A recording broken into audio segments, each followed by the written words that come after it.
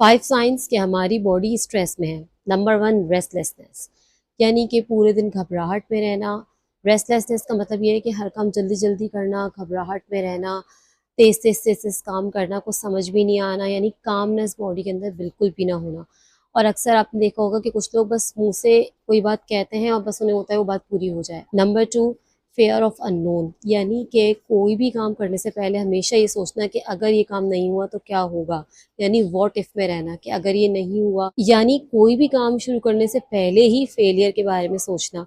और कभी भी ये ना सोचना कि अगर ये चीज़ हो गई, बस इसी में रहना है कि अगर नहीं हुआ तो क्या होगा।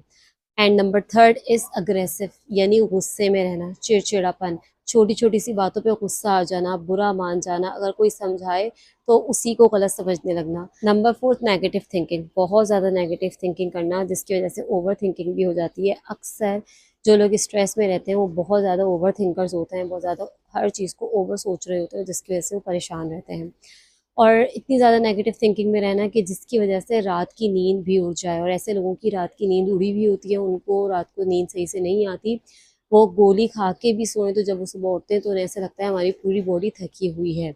And the next one is too sensitive, यानी ज़रा ज़रा सी बातों पे बुरा मान जाना, चिड़चिड़ापन ऐसे लोगों का बड़ा हुआ होता है। और छोटी छोटी बातों पे उन्हें बहुत ज़्यादा रोना भी आ रहा होता है, यानी वो अपने आप को ही विक्टिम समझ रहे होते हैं कि जो कुछ भी दुनिया में बुरा हो रहा है हमारे साथ ही हो रहा है। बहुत ज़्यादा सेंसिटिव हो जाते हैं। तो अगर ये कंडीशंस है तो दैट मीन्स आपकी बॉडी बहुत ज़्यादा स्ट्रेस में है। तो इस स्ट्रेस को मैनेज कीजिए, अपना बहुत ज़्यादा ख्याल रखिए। Stay happy, stay healthy. Thank you so much.